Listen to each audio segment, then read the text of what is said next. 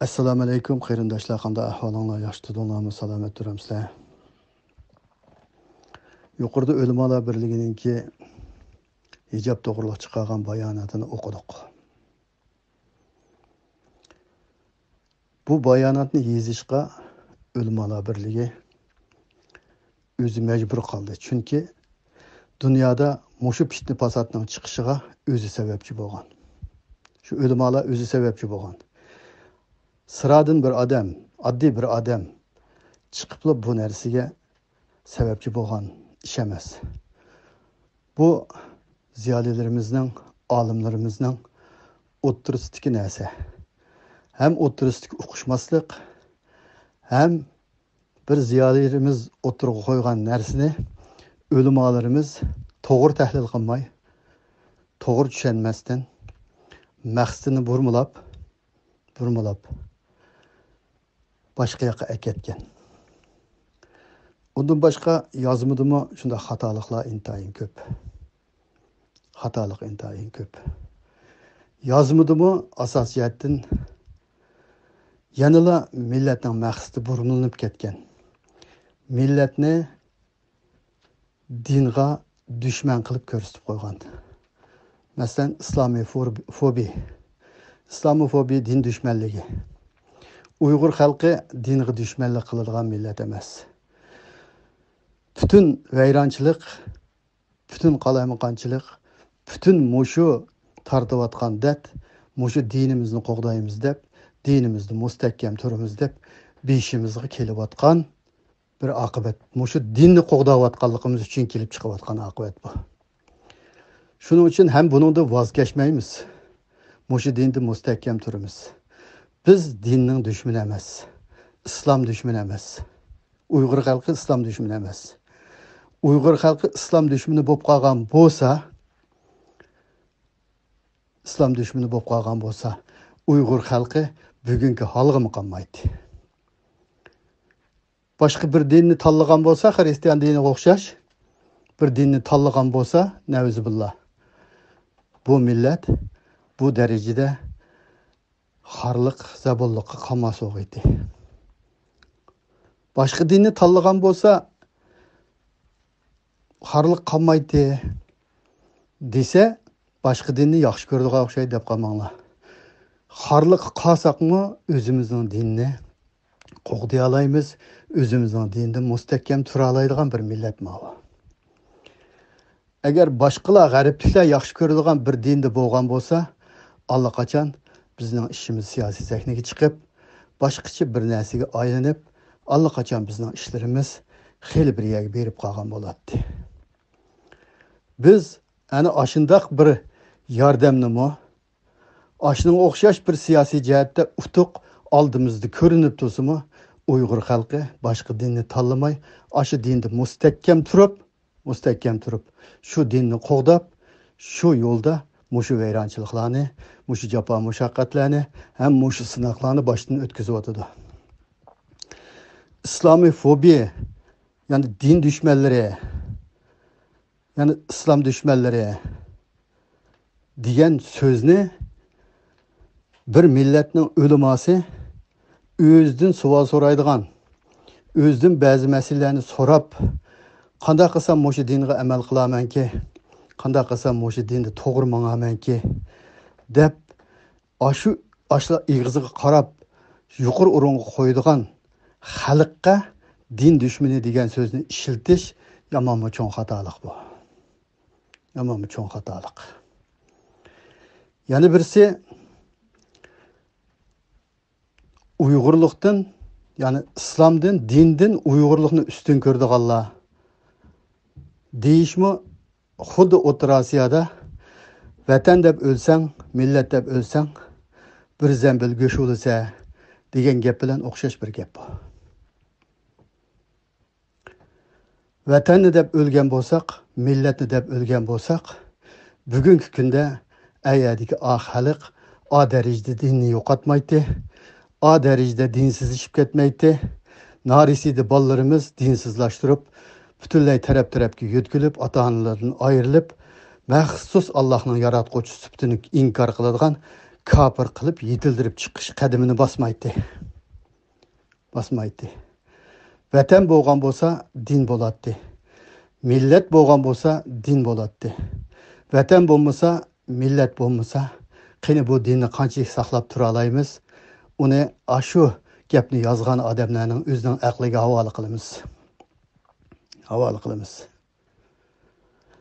Üçüncü bir mesele dinning egisi biz degandek hukm paydo qilibdi. Dinning egisi Allah, dinning egisi sizlar emas.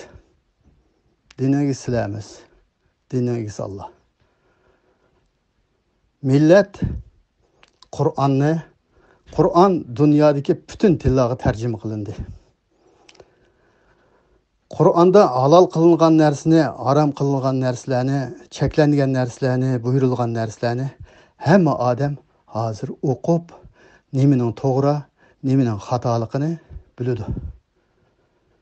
Şunun için bazı bir meselelerini mana qanday qilamiz deb yenilam şu milletning ilim ahlileri yani ölümalar deb yuqori o'ringa qo'yganlik uchun ba'zi vaqtda ba'zi masalalarni maslahat o'rinda o'tirib qo'yib boqadi, ba'zi masalalarni so'raydi. Bu millet dinning dushmani emas. Bu millet dinning dushmani bo'lmag'achqa, ashadagi aşınçılar, qiyinchilik va ashu Uyg'ur ayollari olsun, narisidi ballar olsun, zodi ayol hammasi shu Turkiyani markaz qilgan ashadagi ashu qiyinchilikqa bütün dünyanın hem yerinden qo'lidan kelishicha yordamini qilib kelyapti. Dinni o'ch ko'rmaydi, musulmonni o'ch ko'rmaydi, o'zining millatini o'ch ko'rmaydi. Millat mavjud bo'lgan chaqda din bo'ladi, vatan mavjud bo'lganda din bo'ladi.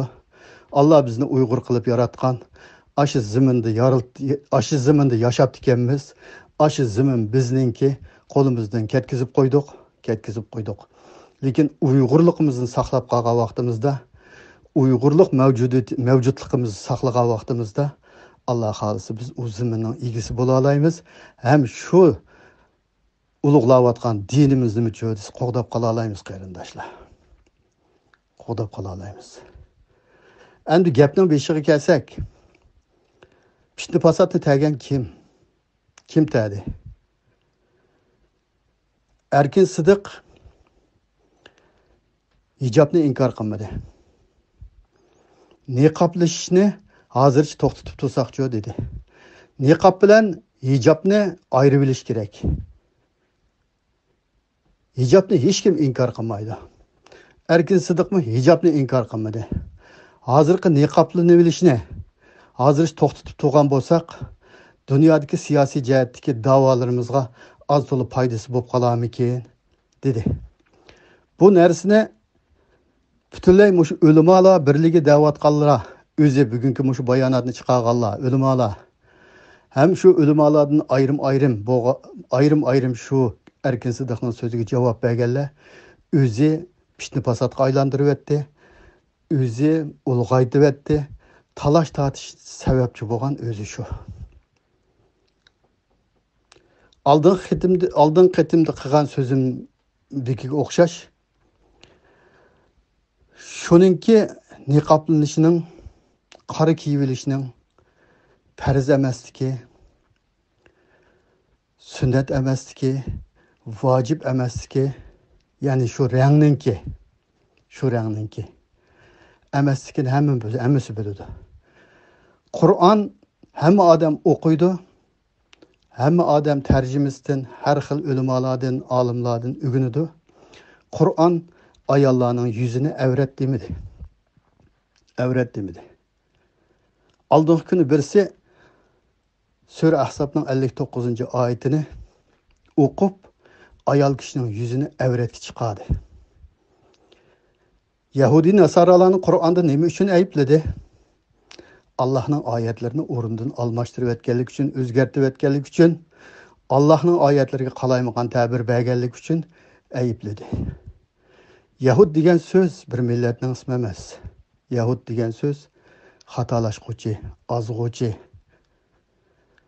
yengilganlar degandek ma'nodagi so'z. Xatolashquvchilar. Ular nima uchun xatolashdi? Shularning hahamlari, nasaralarning poplari asosiy jihatdan Allah halol qilganni harom qilib bersa, harom qilganni halol qilib bersa, ashlarning so'ziga ergishib manganlik uchun ular ana shunda xatolashdi. Shuning uchun ular payg'ambarlarni o'ldirdi, islomga dushmanlik qildi. Shuning uchun Allah bularni azg'anlar, ya'ni xatolashganlar deb aybladi. Qur'on hech qanday qiyada ayol kishining yuzini avrat demadi. Har qanday olimdan o'tag'izib ayol kishining yuzi avrat modisi avrat emas deydi. Qur'on avrat degan modisi yo'q deydi. Ayol kishining tashqi ziynati qaysi desa, yuzi deb ko'rsatdi. Yuzi va qo'li, putiningki o'shqidan töven yeri, qo'lning beg'ichidan töven yeri yuzi deb ko'rsatdi. Bu haqiqat. Shuning uchun bu masalani yana bugun ta'gib qilishimiz sabab nima desa, bizning maqsadimiz bu gapni ovutish, bu gapni bag'ansir ko'paytib, bag'ansir o'tirg'a chiqib, ulg'aytib, fitna fasodga sababchi bo'lish emas. Fitna fasodga shu o'limalar o'zi sababchi bo'ldi. Endi buni besiqtiranmasdan po'qni o'sroqda yapqandek qo'pab, yanada qo'pab, shu Erkin Sidiqning shu so'zini xatoga chiqarib, uni din dushmaniga chiqarib, undan boshqa xalqni din dushmaniga chiqarib, Uyg'urlikni dindan ayirib, mana o'xshash bayonotni e'lon qilishchi desa, ma millat oxirgi hisobda o'z vaqtidagi poplar din bizning deb turib, dinni bizli boshqaramiz deb o'tirg'i chiqib olib, hammaga o'zi ega bo'lib olgan chaqda undan keyin bir turkum hokimiyatlar chiqib, uni shu shirkovning ichiga tiqib o'tgandek, ma millatni ayrim, o'zinglarni ayrim qilib o'tirg'i chiqib olsanglar, silimi asosiyatdan bir bulonni qilib qolasizlar. Unda qilmanglar. Unda nahaq gaplarni qilmanglar. Unda qapqarsiq yolg'onlardan bir nimalarni o'qib, o'zinglarning gapini rost qilavermanglar. Allohning kitobi qo'linglarda bo'lgandan, Qur'on qo'linglarda bo'lgandan, Qur'on zodi mushu hijobga nima deydi? Niqobga nima deydi? Ikkisini ayirib qaranglar.